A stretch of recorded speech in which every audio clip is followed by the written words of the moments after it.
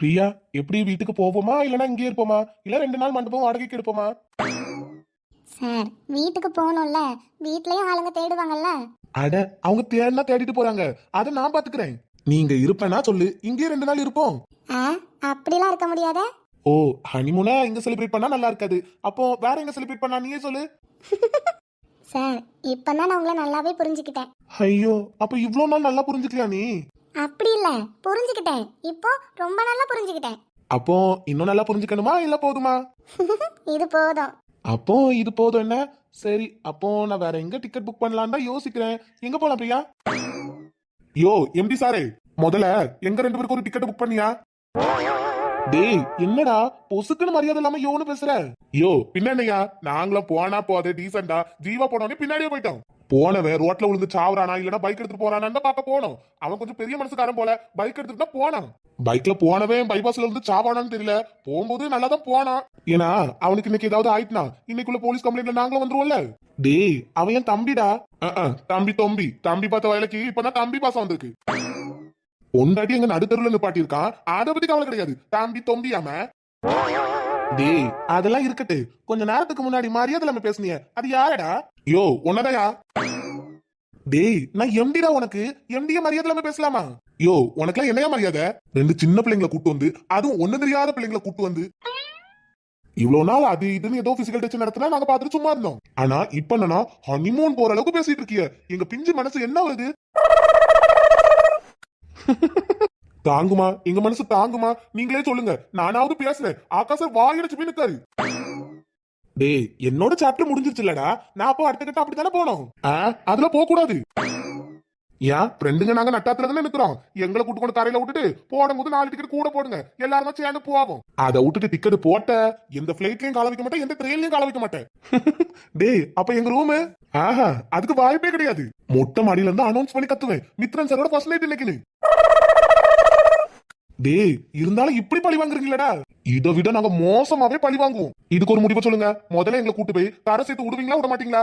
டேய், அது என்னடா உடுவியான்னு என்கிட்ட கேட்டா நீங்களா என்னத்தையாவது பண்ணணும். எல்லாம் பண்ணதுக்கு அப்புறமா கடைசியா கல்யாணம் பண்ணி வைக்கிறது வேணா நான் பாக்கலாம்.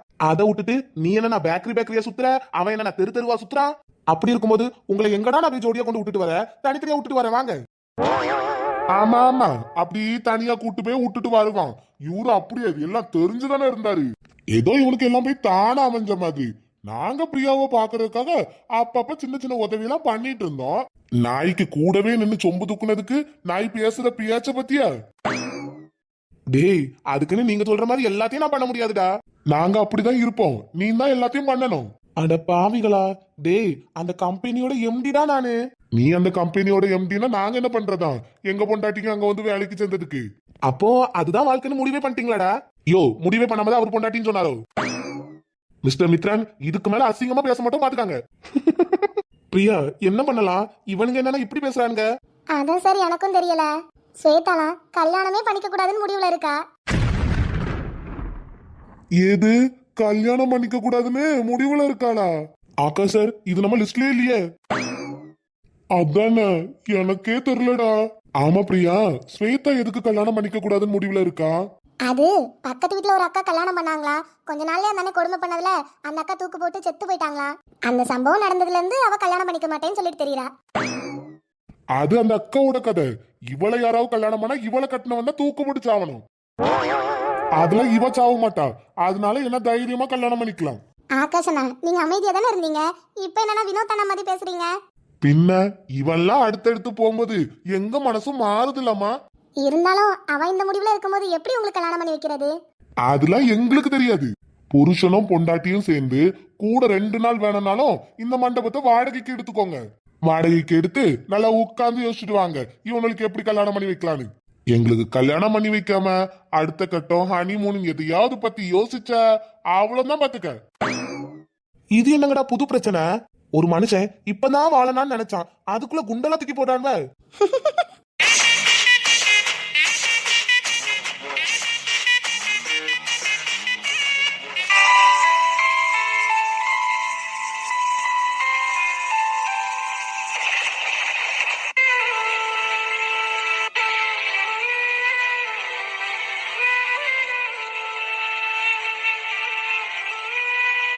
தேவையில்லாம கையில இருந்து பொக்கிஷத்தை எதையோ நினைச்சு தொலைச்சிட்டேன்.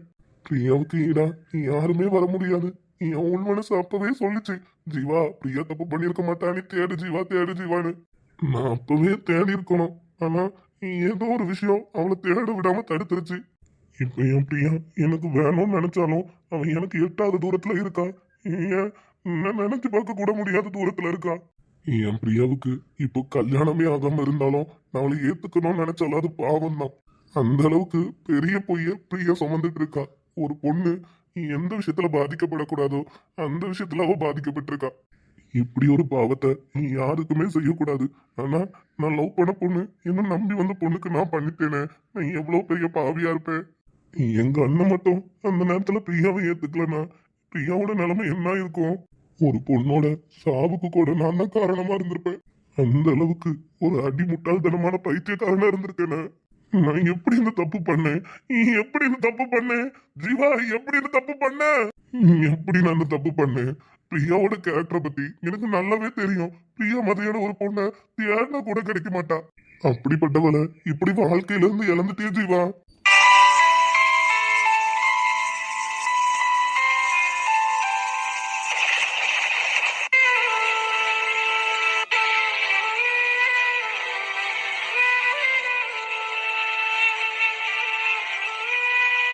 பிரியாவை பத்தின உண்மையை தேடாத அளவுக்கு எந்த விஷயம் நம்மள தடுத்தது?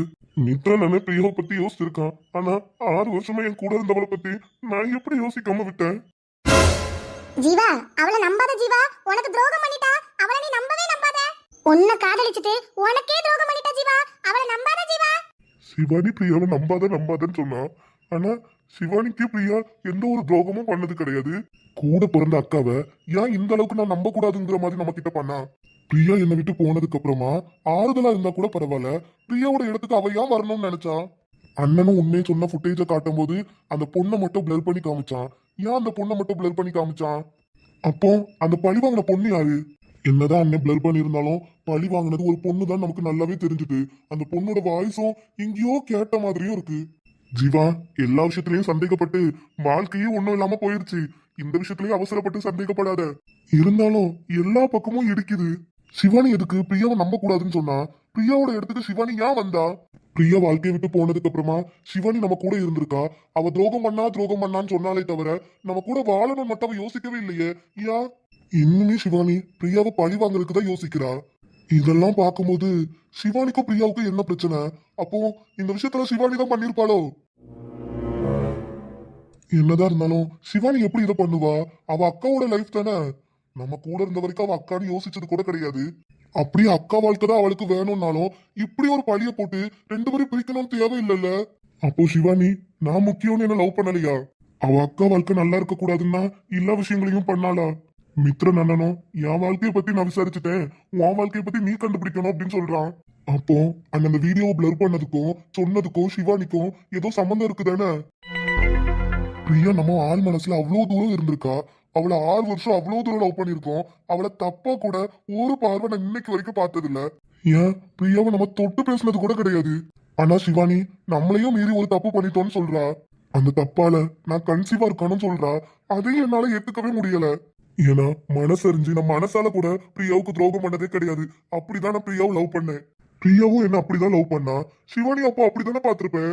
அப்படி இருக்கும்போது சிவானியும் நானும் எல்லையை மீறி போயிருக்கோம்னா அந்த விஷயம் நடந்திருக்குமா? அண்ணன் என்னன்னா உனக்கான லைஃப தேடி ஓடுங்கிறான். நம்ம இந்த மாதிரி கட்டுப்பாடோட லவ் பண்ணிருக்கோம். ஆனா சிவானி என்னன்னா என்னாலதான் கன்சீவானு சொல்றா. அப்போ அந்த அளவுக்கு கேவலமா நம்ம கேரக்டர் இருந்திருக்குமா? இது எல்லாத்துக்கும் முடிவு தெரியணும்னா சிவானி தான் பதில் சொல்லணும்.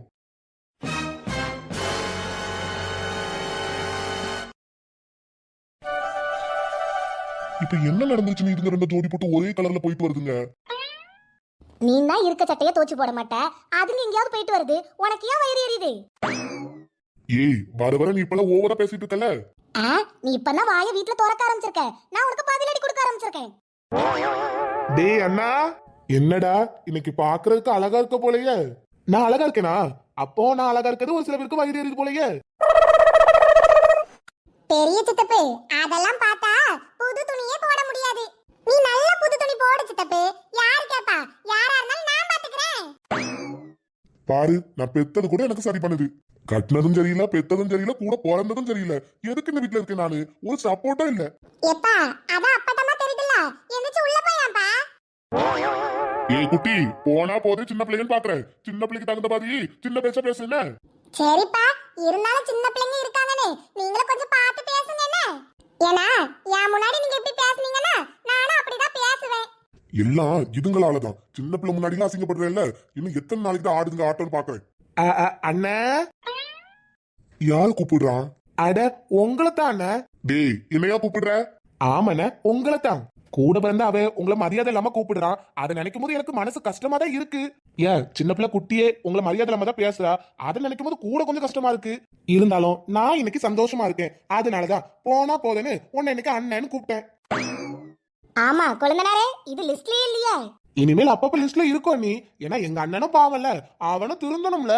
ஏன்னா கொஞ்சம் வருஷமா தண்ணி தெளிச்சு விட்டவங்க தெரியுறான். தெளிய வச்சு குடும்பத்துக்கு கூட்டிட்டு வரணும்ல. அத சொல்லுங்க குழந்தனாரே, முதல்ல அதை செய்யுங்க. அப்பதான் என் வாழ்க்கை என்னன்னு எனக்கு தெரியும். ஏன்னா கொஞ்ச நாளா என்னதான் வாழ்றேனே தெரியாம போய்கிட்டு கிடக்கு.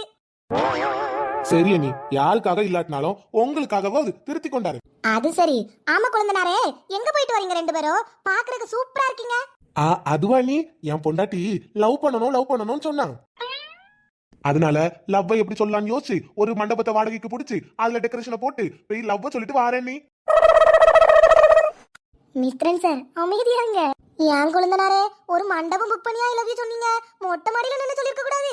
அண்ணி, அங்க நின்னு சொன்னாலும் நல்லா இருக்காது. மண்டபம் புக் பண்ணி சொன்னாதான் நல்லா இருக்கும். அப்படியே சொல்றீங்க குழந்தனாரே? ஏங்க வாங்குங்க, நம்மளும் அந்த மண்டபத்துக்கு போவோம். நம்ம சுடுகாட்டுக்கு வேணா போகலாம், மண்டபத்துக்குலாம் போக முடியாது. ஆனா அண்ணி, மண்டபத்துல வச்சு லவ் சொல்லும் போது அழகா தான் இருந்துச்சு. என் பிரியா எக்ஸ்ட்ரா எனர்ஜியா இருக்கா. என்ன லவ் பண்ணுவா. எங்க லவ்வும் இன்னும் கொஞ்சம் அதிகமாயிருச்சு. லவ் அதிகமாயிருச்சா? இங்க லவ்னாலே என்னன்னு தெரியல. இங்க அதிகமாகிறது குறையிறது. சரி அண்ணி, நீங்க பாருங்க. நான் கொஞ்சம் எனக்கு ஜாலியா இருக்கேன், அதனால நான் உள்ள போறேன். நீங்க போங்க குழந்தனாரே. ஏங்க உங்க தம்பி சொல்றது கேட்டீங்களா? மண்டபத்துக்கு போய் ஐ லவ் யூ சொன்னா லவ் இன்னும் அதிகமாகுமா? நம்மளுக்கு ஒரு மண்டபத்தை வாடகைக்கு பிடிங்களா? அதாங்க நம்ம லவ் அதிகமாகிறதுக்கு. அதான் அதுக்கான பதில முதல்ல சொல்லிட்டேன்ல. நமக்கு மண்டபம்லாம் வேணாம், சுடுகாட்டுக்கு போய் லவ் அதிகப்படுத்தலாம். கழுதைக்கு தெரியுமா கற்பூர வாசனை? இந்த காண்டாமிருகத்தை கட்டிட்டு நான் தான் அழிகிறேன். சின்ன குழந்தனாரே. ஐயோ அண்ணி, நீங்களா பேசுறீங்க? உங்க வாயில இருந்தா வாய்ஸ் வருது. ஆமா குழந்தனாரே, நான் தான் பேசுறேன். பேசுங்க அண்ணி. ஏன் குட்டி, போன்லாம் கரெக்டா வந்துச்சா?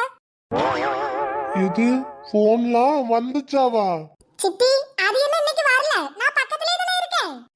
குட்டி. என்ன சித்தப்பே? குட்டி, ஐஸ்கிரீம் எல்லாம் மொத்தமா வாங்கி தின்னுட்டு வளராத. குழந்தனாரே, குட்டி என்கிட்ட சொல்லலனாலும் எனக்கு தெரியும். 8 மணிக்கு உங்களுக்கு ஒரு போன் வரும்ல. ஐயோ அண்ணி, அது கஸ்டமர் கேர். கஸ்டமர் கேர் கிட்டயா குழந்தனாரே பல்ல பல்ல காட்டி பேசிட்டு இருக்கீங்க? அப்படியா? ஏங்க இருங்க, நான் சொல்ல வந்த விஷயத்த மறந்துடுவேன்.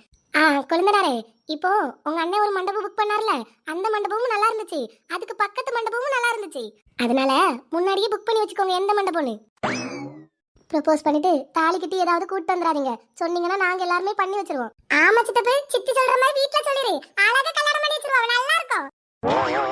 அடியே கொலகாரி, வாயை மூடு.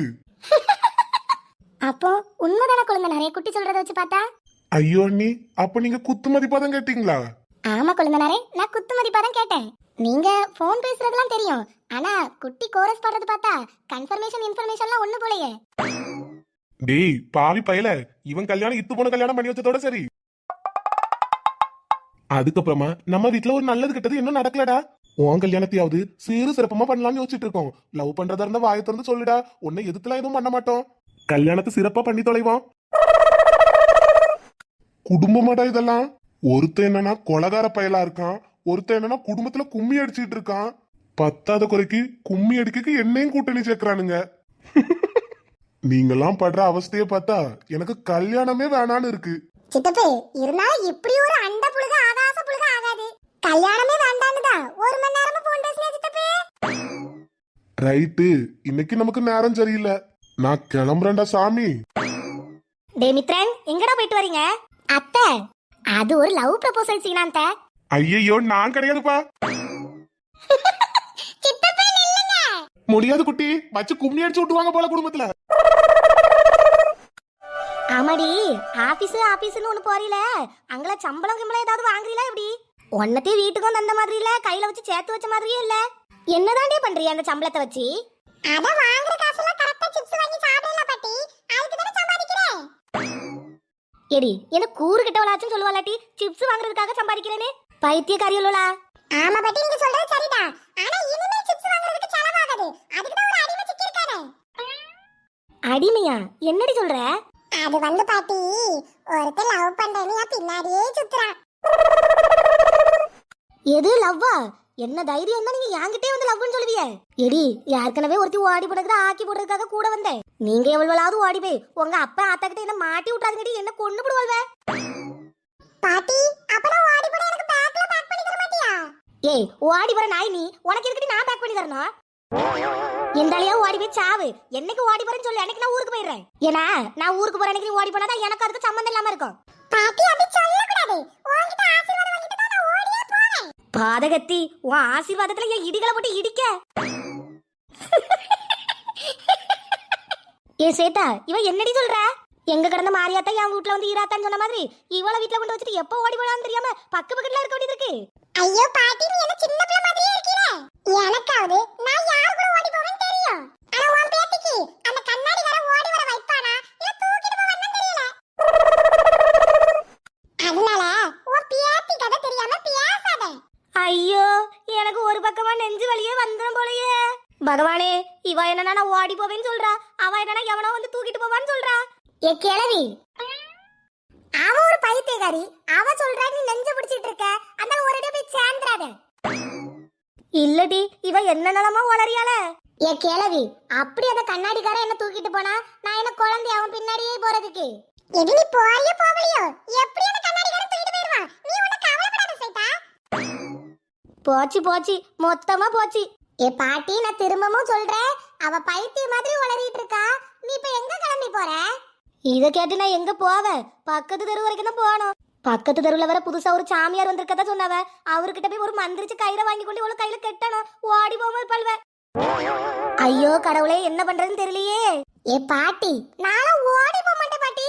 ஏடி, அவ ஓடி போகும்போது உன்னையும் துணைக்கு கூட்டு போக மாட்டான்னு என்ன உத்தேசம்டி? யார நம்ப முடியும்? ஏடி சொப்பன சுந்தரி, உனக்கு என்ன இருக்கியே உடல? இப்ப எதுக்கு பாட்டி கிட்ட பூகமத்தை கிளப்பி விட்ட? இல்லடி, உண்மைதானே சொன்னேன். எப்படினாலும் கண்ணாடிக்கார உன்னை தூக்கிட்டு தான் போறான்.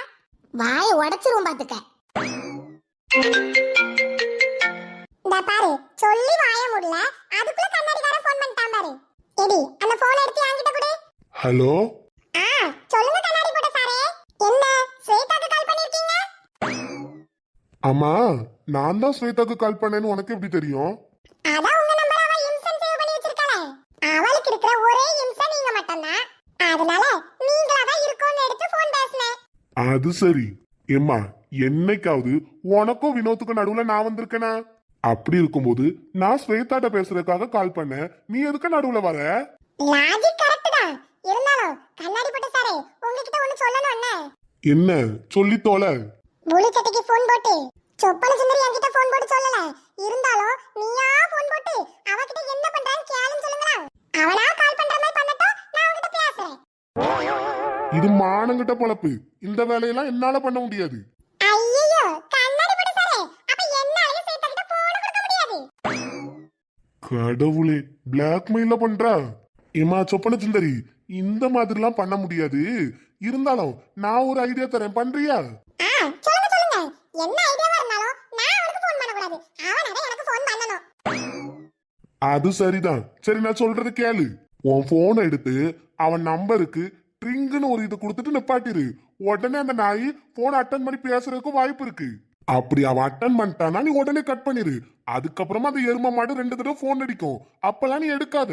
3வது தடவை போன் அடிக்கும் போது எடு. எதுக்கு புளிச்சட்ட போன் பண்ணான்னு சோக பிச்சுல பேசுற மாதிரி பேசு. ஏன் கண்ணாடி போட்ட சாரே, நான் தான் நல்லா பிரிஸ்கா இருக்கேன், நான் ஏன் சோகமா பேசணும்? ஏம்மா, ஏம்மா சாவடிக்கிற? நான் சொல்றத மட்டும் கேளுமா. கேக்குறேனே. என் சொப்பு போன் அடிச்சான்னு அவன் கேப்பான் மிஸ்டு கால் வந்ததுன்னு. அதுக்கு நீ மிஸ்டு கால்லாம் வந்திருக்க வாய்ப்பு இல்லையே, நான் கேம் விளாண்டுட்டு இருந்தேன் தெரியாம கைப்பட்டு போயிருக்கோன்னு ஒரு பொய்ய சொல்லி விடு. அவன் உடனே அப்படியா? இருந்தாலும் நான் கால் பண்ணிட்டேன். சரி, நீ பேசுன அவனும் மொக்க போடுவான், நீயும் கூடயே சேர்ந்து மொக்க போடு. வாவ், கண்ணாடி போட்ட சாரே, ஐடியா நல்லா இருக்கேனே. சரி இருங்க, நான் ஸ்வேதா கிட்ட போன் கொடுக்கிறேன். எப்ப குடுமா புண்ணியவதி. அப்புறம் இன்னொரு டவுட், நான் ட்ரிங்னு கொடுக்கவா இல்ல ட்ரிங்னு கொடுக்கவா? எப்பா ட்ரிங்னு கொடுத்தா மட்டும் போதும், போ. ஓகே ஓகே, நான் கொடுக்கிறேன் போனே. ஸ்வேதா இந்த போனே. ஹலோ மேடம், என்ன போனை வாங்கிட்டு அமைதியா இருக்கீங்க? யோ கண்ணாடி, எனக்கு எதுக்கே இப்ப கால் பண்ண? உனக்கு எதுக்கு கால் பண்ணனா? உனக்கு கால் பண்ணாம வேற யாருக்கு கால் பண்ணுவேன்? யோ அதாயா நானும் கேக்குறேன், நீ எதுக்கு எனக்கு கால் பண்ணணும்? ஆஹா, சும்மா இருக்க ஒரு பையன் நம்பருக்கு போன் பண்ணி சாப்பிட்டியான்னு கேட்பாளாம். நாங்களும் சாப்பிட்டோன்னு பதில் சொல்லணுமா? ஒரு நாள் கால் பண்ணி ஃபீலிங்ஸ காட்டிடுவாளாம். அதுக்கப்புறம் கால் பண்ணி கேட்டியான்னு தெரியாம நான் எப்படி சாப்பிடுறது? ஆமா, நீ எதுக்கு எனக்கு போன் பண்ணல? நான் எதுக்கு போன் பண்ணணும் உனக்கு? நீ தாமா போன் பண்ணணும். ஏன்னா என் வாழ்க்கையிலே போன் போட்டு சாப்பிட்டியான்னு கேட்ட மொத பொண்ணு நீ தான். அதுக்கு நீ கஸ்டமர் கேர்னு நினைச்சு பண்ணாலும் சரி, நீ தான் போன் போட்டு டெய்லி சாப்பிட்டியான்னு கேட்கணும். யோ கண்ணாடி, உனக்கு இவ்ளோ வாய் கிடையாது, எங்க இருந்து வந்தது? அது எப்படியோ வந்துருச்சு. அப்புறம் ஒரு விஷயம், இன்னைக்கு மித்ரன் பிரியாவுக்கு ஒரு ப்ரொபோசல் பண்ணான். எது ப்ரொபோசலா? ப்ரொபோசல்லாம் பண்ணிட்டாரா பெரிய முதலாளி? ஆமாமா, ப்ரொபோஸ் பண்ணிட்டான். பிரியாவுக்கு ஆரம்பத்துல ஒரு பிரச்சனை நடந்துச்சு. அந்த பிரச்சனை எங்க ஆரம்பிச்சுச்சோ அதுலயே போய் முடிக்கணும்னு நினைச்சு ப்ரொபோஸ் பண்ணான். அதனால உனக்கு எங்கேயாவது பிரச்சனை ஆரம்பிச்சுச்சுன்னா சொல்லுமா, அந்த இடத்த நானும் தேடி கண்டுபிடிக்கணும். என்ன கண்ணாடி கொழுப்பா? கொழுப்போ இல்ல திமுறோ இல்ல, உனக்கு எந்த இடத்துல பிரச்சனை ஆரம்பிச்சுச்சுன்னு சொல்லு, அந்த இடத்த நானும் தேடி கண்டுபிடிக்கிறேன். அப்படின்னா நீ எங்க ஊருக்கு போய் எங்க பக்கத்து வீட்டு அக்கா வீட்டை தான் தேடணும். பக்கத்து வீட்டு அக்கா வீடா? அங்கேயே நான் போனோம். ஏன்னா எங்க பக்கத்து வீட்டுல தான் அந்த அக்கா தூக்குப்பட்டு செத்தாங்க. அந்த அக்கா இறந்ததுல இருந்துதான் எனக்கு கல்யாணமே பண்ணிக்க கூடாது அப்படிங்கிற ஒரு எண்ணம் வந்துச்சு. நீ வேணா இறந்து போன அந்த அக்காவை கூட்டு போய் அந்த அண்ணன் கிட்ட வாழ வை, அப்புறம் வேணா நான் கல்யாணத்துக்கு ஒத்துக்கிறேன். ஏம்மா, அது எப்படிமா செத்தக்காவை போய் கூட்டு வர முடியும்? சொர்க்கத்துல இருக்காவளா நரகத்துல இருக்காவளா? எங்க போய் தேட? யோ, நீ உயிரோட இருந்து தேடுவியோ இல்ல செத்து போய் தேடுவியோ எனக்கு தெரியாது. பிரியாவுக்கு பிரச்சனை ஆரம்பிச்ச இடத்த மித்ரன் சார் தேடினாருன்னு சொன்னல, அதே மாதிரி எனக்கு பிரச்சனை எங்க வீட்டு பக்கத்து வீட்டுல தான் ஆரம்பிச்சிச்சு. வேணும்னா நீ தேடி கொண்டு வந்து அந்த அக்காவை அந்த அண்ணன் கிட்ட சேர்த்து வை. சேர்த்து வச்சதுக்கு அப்புறமா அந்த அக்காவும் அண்ணனும் சேர்ந்து வாழ்ற சந்தோஷமான வாழ்க்கையை பார்த்துட்டு வேணா நான் கல்யாணத்துக்கு ஒத்துக்கிறேன். ஏய், இப்படி பண்ணா நான் என்ன பண்றதா? அதெல்லாம் எனக்கு தெரியாது கண்ணாடி, நீ கேட்டல்ல, நான் பிரச்சனையை நான் சொல்லிட்டேன்ல. அப்படி இருக்கும்போது எங்க பிரச்சனை ஆரம்பிச்சுச்சு அங்க போய் தேடி கண்டுபிடிச்சிட்டு வா. அது எப்படிடா கண்டுபிடிக்கிறது? என்ன சவுண்ட் இது? பேசின பேச்சுக்கு அந்த அக்கா ஏதாவது கிளம்பி வந்துருச்சா ஸ்வேதா வாழ்க்கை நல்லா இருக்கணும்னு? நமக்கு எதுக்கு வம்பு, பொத்திட்டு போய் தூங்க போயிருவோம். இருந்தாலும் இந்த சோடா புட்டிக்கு ரொம்ப திமிருதான். போன் போட்டு கேக்குற கேள்விய பத்தியா? சொப்புமா, ஏன்டா உன் போன்ல இருந்து மிஸ்டு கால் வந்தது? ஐயோ புளிச்சட்ட, மிஸ்டு காலா வந்தது. தெரியாம பண்ணிட்டேன் புளிச்சட்ட. நான் கேம் விளையாடிட்டு இருந்தேனா, அதுல வந்துருச்சு. கன்றாவிடா. கை தவறி பட்டதோ கால் தவறி பட்டதோ, என் மனசுல உன் நினப்பு பட்டது, அதனாலதான் கால் பண்ணேன். ஐயோ காவிட புளிச்சட்ட. அப்படியே சொப்புமா? இதுல உருப்படவே உருப்படாது. இதுங்கெல்லாம் இப்படி பண்ணிட்டு கிடக்கவே தான் சும்மா கிடந்த கண்ணாடி கரனுக்கு லவ் வந்துருச்சு. இவள முத ஒளிச்சா சரி வந்துரும்.